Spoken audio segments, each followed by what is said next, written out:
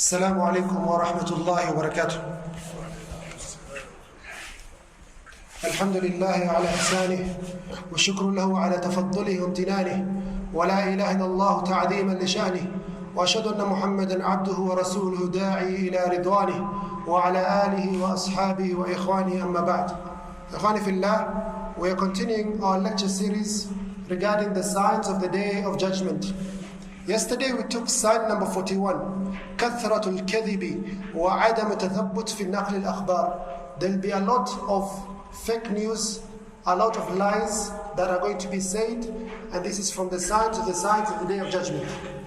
إخواني في الله, in history it is said that there's a man who came to a village. There's a man who came to a village, and he showed the people of the village that he was a scholar in Islam. He showed the people of the village that he was a scholar. So the people of the village were very happy, and they gave this person a position in society. They gave this person a status in society. Any question they have, they ask him. But with time, they got some doubts. Every single question we ask, he answers, and he answers with statements of the scholars and hadiths. There's something doubtful here. So one day, a group of them, they sat together. They said, either this sheikh is the most knowledgeable man ever, or is the biggest liar ever. It's one of those two options. Either this sheikh is the most knowledgeable person ever, or is the biggest liar ever. So they decided amongst themselves, let's give this sheikh an exam. So, give me an alphabet in Arabic. So the brother says, Kha. Give me another alphabet, Nun. Give me an alphabet, Fa, Shin, Alif, Ra. Everyone brought a harf in Arabic language, and they formed a new word, Al-Khimfishar. A word they know for sure does not exist because they made it out of their minds. So they go to the sheikh and say to him, Ya sheikh, we have had some discussion and we had some khilaf amongst ourselves. He says, تَخْتَلِفُونَ وَأَنَا بَيْنَ أَظْهُرِكُمْ. How do you have khilaf and I'm present here? It is not proper. Ask me whatever you want to ask me. So he says, يا فضيلة الشيخ أحسن الله إليكم ما معنى الخنفشار. What is the meaning of the word الخنفشار? He says, الخنفشار هذه معلومة قديمة عندي. He says, this is knowledge that I had from years back on this issue of خنفشار. Then he continues, he says, هذا الخنفشار نبات معروف ينبت في أطراف اليمن. He says, this is a plant that is well known. It grows on the borders of Yemen.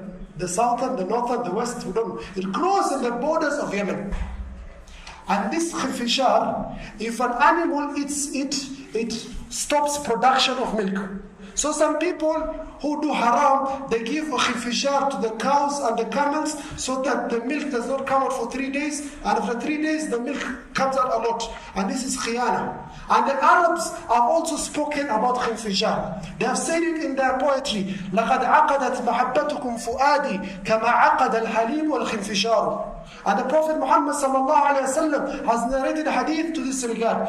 I narrate this hadith to you. قال حدثني فلان عن فلان عن فلان. The people told him, yeah, you have lied on the people of Yemen. You have lied on the cows and the camels. You have lied on the poets. Do not lie on the Prophet Muhammad sallallahu alayhi wa sallam. So, from the signs of the Day of Judgment is kathratul kadhib. People are not scared. They talk any lies that come out of their mouth. Sign number 42 from the signs of the Day of Judgment, كثرة الشهادة الزور وكتمان الشهادة الحق. People shall be giving false witness. False witness in a court case. You're told, did you see it? Yes, I saw it, but it was like this. He gives it opposite to what was in reality. And number 2, كتمان الشهادة الحق. Hiding a true witness. You have witnessed something, then you say, no, I did not see it. I'm not aware. And you know, by refusing to give a true witness, you are making it difficult for someone to get their right. Someone's property has been grabbed. someone's wealth has been taken oppressively, someone has been harmed, yet you're refusing to give witness, this is from the signs of the day of judgment. The Prophet ﷺ says, إِنَّ بَيْنَ يَدَيْ سَاعَةٍ شَهَادَةَ الزُّورِ وَكِتْمَانُ شَهَادَةِ الْحَقِّ. Before the hour, people shall be giving false witness, and they shall be hiding truth with true witness. The Shaykh today, he read for us the verses of Surah Al-Furqan, where Allah subhanahu wa ta'ala tells us the attributes of the Ibadur Rahman. Allah subhanahu wa ta'ala says, وَعِبَادُ الرَّحْمَنِ الَّذِينَ يَمْشُونَ عَلَى الْأَرْضِ هَوْنًا. They are the ones who walk upon the earth in a state of ease, no arrogance. And Allah subhanahu wa ta'ala mentioned 13 attributes or descriptions of these people. And from the attributes he says, وَلَا يَشْهَدُونَ الزُّورِ. They do not give false witness. Ikhwani fillah, this is one of the worst sins, to give false witness. Number 2, hiding it. You're not allowed to keep quiet in such a situation. Allah subhanahu wa ta'ala says, فَاجْتَنِبُوا الرِّجْسَ مِنَ الْأَوْثَانِ وَاجْتَنِبُوا قَوْلَ الزُّورِ. Keep away from the worship of false idols. And number 2, he says, keep away from evil statements or making false witness. One day the Prophet ﷺ was sitting with his companions. He says to the Muslims, أَلَا أُنَبِّئُكُمْ بِأَكْبَرِ الْكَبَائِرِ. Will I not tell you the worst of sins? أَلَا أُنَبِّئُكُمْ بِأَكْبَرِ الْكَبَائِرِ. Will I not tell you the worst of sins? أَلَا أُنَبِّئُكُمْ بِأَكْبَرِ الْكَبَائِرِ. He says 3 times. Then he says, number 1, الْإِشْرَاكُ بِاللَّهِ. Worshipping or directing your worship to other than Allah. Number 2, عقوق الوالدين, mistreating your parents. وَكَانَ مُتَّكِئًا فَجَلَسَ. The Prophet ﷺ was leaning, then he sat up. Then he says to the Muslims, أَلَا وَقَوْلَ الزُّورِ أَلَا وَشَهَادَةِ الزُّورِ. The false witness and the qawl al-zur. And he repeated this 3 times or 4 times or many times until the Sahaba, they said, لَيْتَهُ سَكَتْ. We wish he would have kept quiet. This is something that is very prevalent in our society right now. You can come even in the mosque and you're told stories about people you have never met in your life. And people are telling you stories as if they were present in that situation. You know this guy is a wife beater. I hear you in his house when he's beating his wife. This guy has stolen money from the county. I hear you together when they're stealing money. Were you together when they're stealing money? Were you witness to that? I hear this guy was doing some bad relationship with some girl somewhere. People are talking like they will not be held to account. They're giving witnesses and they're spoiling the names of people. إخواني في الله من كان يؤمن بالله واليوم الآخر فليقل خيرا أو ليصمت. You will never get into any harm if you keep quiet. People are telling you stories, then you go and narrate stories about people. Were you there? سَتُكْتَبُ شَهَادَتُهُمْ. Your witness shall be written on the day of judgment. Allah subhanahu wa ta'ala will bring you forth. You said about this brother, this and this and this. Bring your witness. Bring your dalil. The blood of a Muslim is protected. The property of a Muslim is protected. Also the honor of a Muslim is protected. It is very improper for you to talk about a Muslim, and more so about a Muslim lady. You come and you accuse our Muslim ladies of doing fahisha, immorality. Were you there? Or just you doing immorality with them? Islam has kept for us 4 witnesses. If you want to accuse a person of adultery or fornication, you have to have how many witnesses? 4. How many? 4. All of them have to be upright. And all of them have to witness the act. They have to witness the rope in the well, as they say. They have to witness the pen in the ink. They have to witness the act happening. Not the blankets were going around like, no, you have to witness. In Islamic history, 1450 years now, no one person, no 4 people have been found meeting this condition. Are you together? It has never been found. So you rather keep quiet. And this does not enter to Shahadat Zur because you are not there. Even if you're present, keep quiet. But if you see someone being oppressed, someone's right has been taken away, then you must give witness. Sign number 43 from the signs of the Day of Judgment. كثرة النساء وقلة الرجال. This is a nice sign. There shall be a lot of ladies and few men. This is from the signs of the Day of Judgment. The Prophet ﷺ says, وَتَكْثُرَ النِّسَاء وَيَقِلَّ الرِّجَالِ حَتَّى يَكُونَ لِخَمْسِينَ امْرَأَةً الْقَيِّمُ الْوَاحِدِ. Women will be very many, and men will be very few. حَتَّى يَكُونَ لِخَمْسِينَ امْرَأَةً الْقَيِّمُ الْوَاحِدِ. Until one man will be in charge of 50 women under him. How many? 50. This is from the signs of the Day of Judgment. The men shall be fewer and the women shall be many. The scholars, they say, number one, many men will lose their lives because of war. There shall be a lot of fitan. Many of the men shall lose their lives. Number two, also Ibn Hajar al-Asqalani says, from the signs of the Day of Judgment is what we are seeing in our times. Many families will have more daughters than sons. Are you together? They will have many daughters compared to sons, until it will reach a time where one man will have 50 women under him. Maybe he's married to 4 and the rest are other relatives that they cannot take anywhere. Ikhwani fillah, this is something we are seeing clearly in our times. Leave the emotions aside, leave the challenges aside. We have a very big social problem as Muslims all over the world, in the Arabian world, in Kenya, in Somalia. We have a very big crisis. And this crisis is the number of sisters who are married in our society. We have ladies who are in their 40s, they are not married. Who are in their late 30s, they are not married. And this was not the state years back. 20 years back, even a divorcee will get remarried. A widow, a lady whose husband has passed away, she will get married. But now we have a crisis where even virgins are not getting married. Sheikh Jamaluddin, the Imam of Jamia Mosque, he was telling us that some sisters are actually calling the Sheikh, they're saying, Sheikh, our eggs, can we freeze them in a fridge so that even if we get married when we are 50, that egg can be kept with the water or the sperm of our husbands, then we can get pregnancy with IVF, with test tube babies. It has reached that state in Kenya, not anywhere else, in Kenya.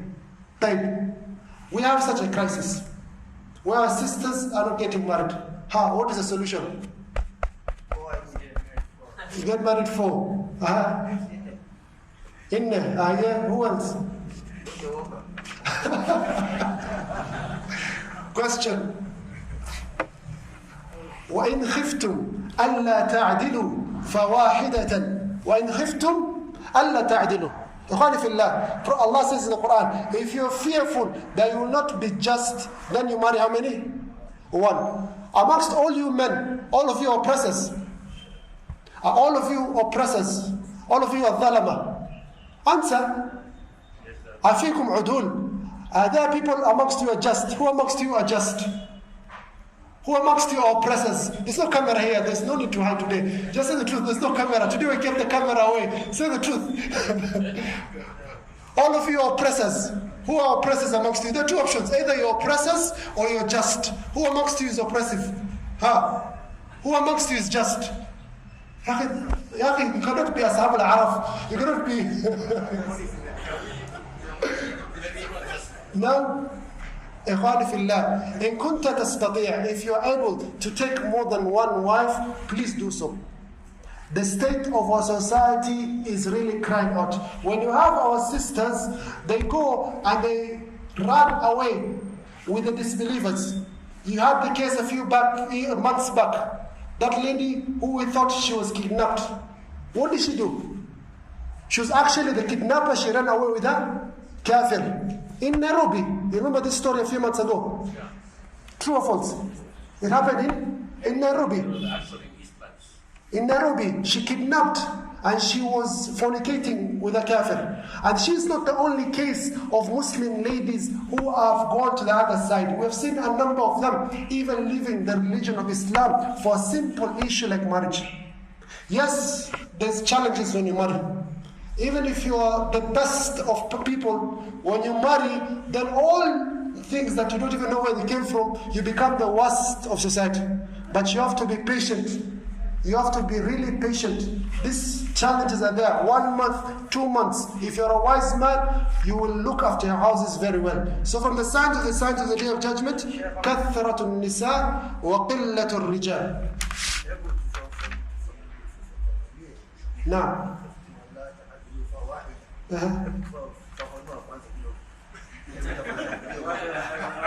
طيب. نعم.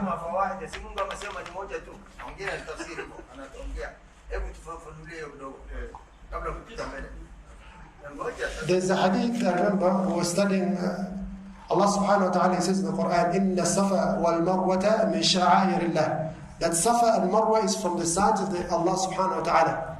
Then the Prophet Muhammad sallallahu alayhi wa sallam was asked, when we are performing the sa'i, what do we start with?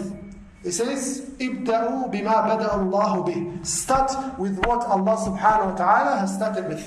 Are we together? Start with what Allah subhanahu wa ta'ala has started with. I remember the Shaykh when he was teaching us this verse, فَانْكِحُوا مَا طَابَ لَكُم مِّنَ النِّسَاءِ مَثْنَى وَثُلَاثَ وَرُبَاعَ فَإِنْ خِفْتُمْ أَلَّا تَعْدِلُوا فَوَاحِدَةً أَوْ مَا مَلَكَتْ أَيْمَانُكُمْ. So the Shaykh says, if you're supposed to marry 2, 3, or 4, if you are able to do so because you fear being just, then only 1. This is a special case.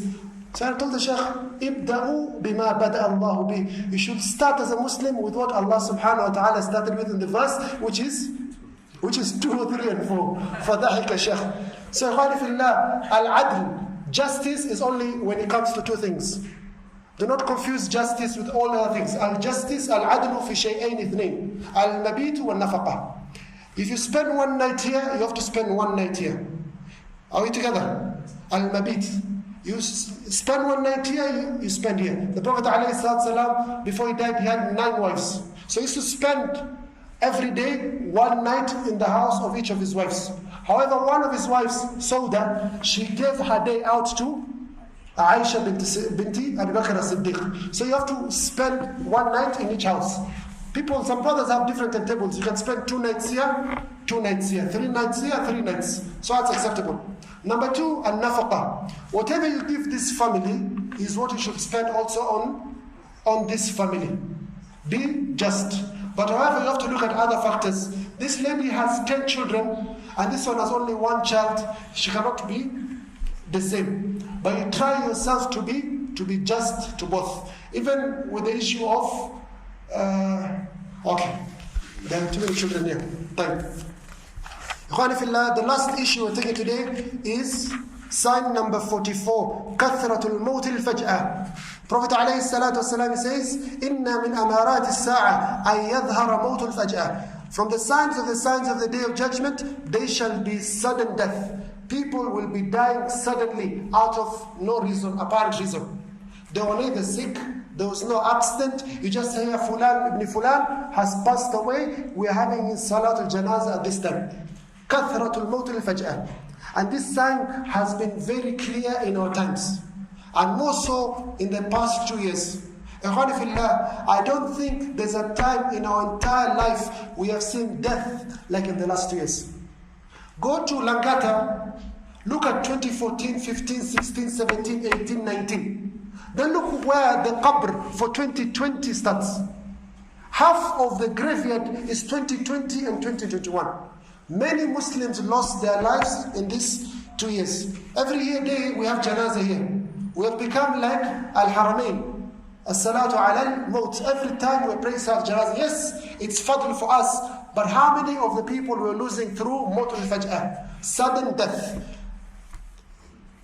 Ibn Hajar rahimahullah, he says that Imam Bukhari says, اغتنم في الفراغ فضل الركوع فعسى يكون موتك بغتة. He says, make sure, Imam Bukhari says, that make sure you spend your time with ruku'.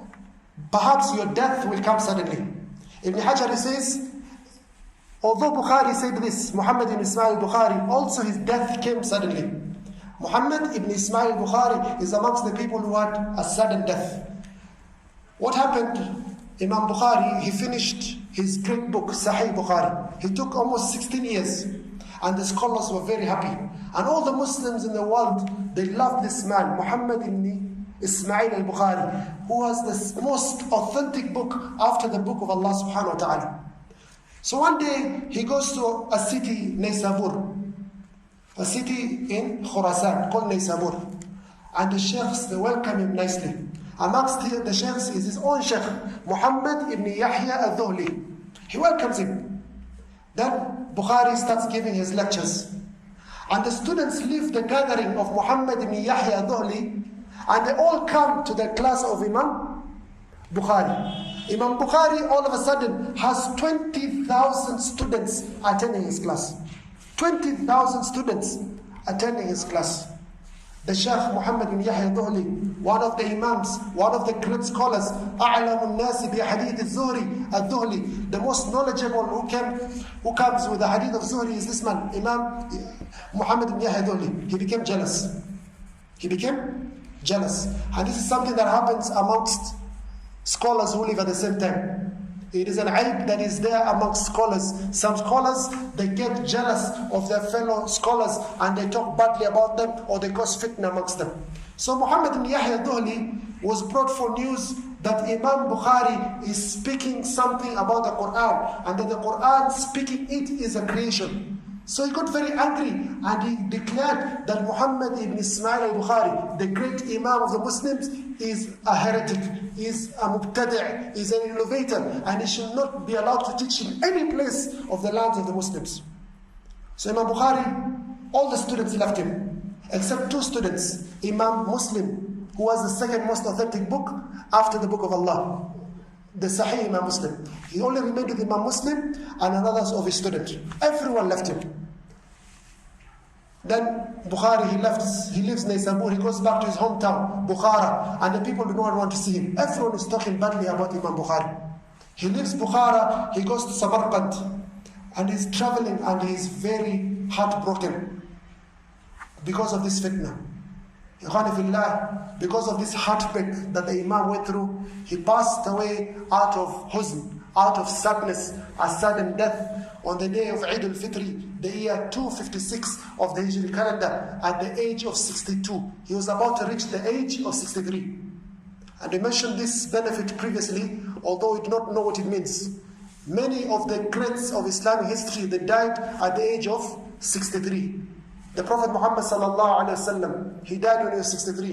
Abu Bakr as-Siddiq died when he was 63. Umar ibn Khattab died when he was 63. Aisha bint Siddiq, she died when she was 63. Abdullah ibn Mubarak al-Marwazi, born 118, he died 181 of the Hijri calendar at the age of 63. Bukhari, only 1 week left, he died at the age of 63, almost with 1 week left at the day of Eid al-Fitr. Imam Bukhari lost his life, sudden death, and he was amongst the narrators of this hadith. You have another man from the scholars of Arabic grammar. The greatest scholar when it comes to Arabic grammar is not an Arab. Strange thing. The greatest scholars of hadith are not Arabs. Bukhari is not an Arab. Muslim is not an Arab. Abu Dawood, perhaps, and Nasai, Tirmidhi, all this, most of them, Ibn Majah, they're not Arabs. Also, Arabic language, the grammar, is a man called Amr ibn Uthman, the Imam Sibawayh. Imam Sibawayh, the greatest scholar of Arabic grammar. Age 33. He comes and they have a debate between his school and the school of the people of Kufa. Imam Sibawayh is the head of the school of Basra. And the head of the school of Kufa is this man called Al-Kisai. We mentioned him previously. So they have a debate in the presence of one of the great ministers of Islam, Yahya ibn Khalid al-Barmaki, in the year 180 of the Hijri calendar. The issue they're discussing is a difficult issue in grammar. So Imam Sibawayh is asked, what is your opinion on this issue? And he answers, a mas'ala is regarding Idha al-Fujaiyah. It's a difficult issue. However, Al-Kisai says to Sibawayh, you're wrong. You're wrong in this issue. And I'll prove to you you're wrong. Call the Arabs and ask them about this issue. And the Arabs are called and they witnessed for Al-Kisai and they said Sibawayh was wrong. This hurt the Imam very great. He was correct in this issue, but there was a conspiracy or something that was planned to make him look foolish. Imam Sibawayh rahimahullah, at the age of 33, he left the gathering heartbroken and he died a sudden death. You have another man, Sulaiman ibn Abdul Malik, one of the Khalifa of the Muslims. He hears his son has passed away, Ayub. He gets very sad and he says to the Muslims, the Khalifa after me is Umar ibn Abdul Aziz. And after 14 days after his son dies, he loses his life. There are people like this. When you hear the death of someone who's very close to you, it affects you so much because your relation with that person, that you do not stay in dunya, you leave this dunya. You have the greatest example. The Prophet ﷺ, when he was on his deathbed, his daughter Fatima, she comes. Then she's crying. Then she laughs. Aisha says, I used to think Fatima is the most intelligent of women, but on this day she did something strange. She cried and then she laughed. Says, after the Prophet died, I asked Fatima, why did you laugh? Why did you cry, number one? And number two, you started laughing. She says, the Prophet ﷺ said to me that I will die today. There's no more pain for your father. And that is what made me cry. And he told me that I am the fastest from his family to join him in Jannah. And that is what made me happy. So the Prophet ﷺ, he died. And Fatima, she said her heartbreaking words. She asks the Muslims, كيف طابت أنفسكم أن تحثوا على رسول الله صلى الله عليه وسلم التراب? How were you able to cover the grave of the Prophet عليه الصلاة والسلام with sand? How are you able to bury the Prophet عليه الصلاة والسلام? هذا سيد ولد آدم. This is the greatest of the creation of Allah subhanahu wa ta'ala. The great musibah that has befallen us. How are you able to perform this ibadah of Salatul Janazah and burying the Prophet عليه الصلاة والسلام? Fatima, she never forgot her father, the Prophet ﷺ, and 6 months later, she lost her life out of anguish, out of this musibah. So, Ikhwanifillah, from the signs of the Day of Judgment is kathratul mawt al-faj'ah, and this is known in our time, bisakta al-qalbiyah, it is known as heart attacks. أينما تكونوا يدرككم الموت ولو كنتم في بروج مشيدة. Wherever you are, wherever you may be, death will come to you, even if you're in a fortified tower. So from the signs of the Day of Judgment, sign number 44 is كثرة الموت الفجأة.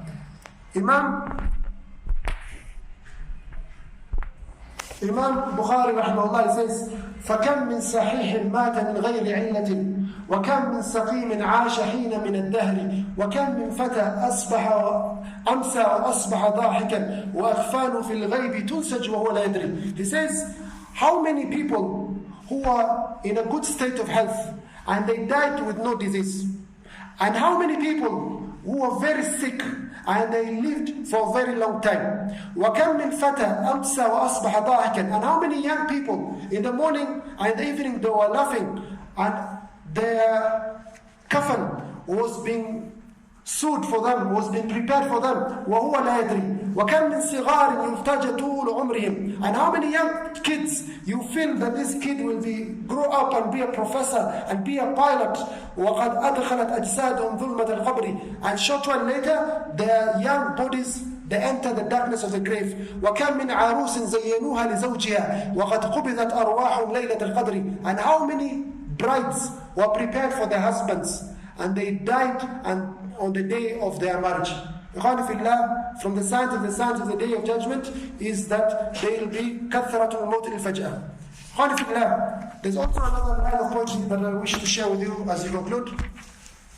The poet, he says, وَلَوْ صَحِبَ الْإِنسَانُ جِبْرِيلًا لَمَّا يَسْلَمِ الْمَرْءُ مِنْ قَالَ وَمِنْ قِيلًا قَدْ قِيلَ فِي اللَّهِ أَقْوَالًا مُسَنَّفًا تُتْلَى إِذَا رُتِّلَ الْقُرْآنُ تَرْتِيلًا. He says, if a person was a companion of Jibreel, they will not be saved from the statements of people. People shall talk badly about you. even if you are a companion of Jibril. He continues, says, قَدْ قِيلَ فِي اللَّهِ أَقْوَالًا مُسَنَّفًا. It has been said about Allah subhanahu wa ta'ala evil things that have been recorded. تُتْلَى إِذَا رُتِلَ الْقُرْآنُ تَرْتِيلًا. We recite it when we recite the Quran in a measured recitation. قَدْ قِيلَ أَنَّ لَهُ وَلَدًا وَصَاحِبًا. It has been said that he had, Allah, people talk about Allah, that he had a wife and he had a child. فهذا قولهم في الله خالقهم. This is what they say about their Lord who created them. فكيف لو قيل فينا بعد ما قيل. So how will be our state when people speak about us what they speak? So from the things that give us also hope and gives us the tranquility in our heart is when people speak badly about you or me, or they speak lies about you, or they give false witness about you. You are not the first person. They have spoken worse about the wife of Prophet Muhammad sallallahu alaihi wasallam, Aisha. They spoke evil things about her. They spoke about the Prophet alayhi salatu wasalam. قالوا أنه ساحر مجنون كاهن. They spoke evil things about Prophet Muhammad sallallahu alayhi wasallam. They didn't even stop there. They went and they spoke about Allah subhanahu wa ta'ala. فكيف لو قيل فينا بعد ما قيل. How will our state then be when people speak about us what they speak? وآخر دعوانا الحمد لله رب العالمين والسلام عليكم ورحمة الله وبركاته.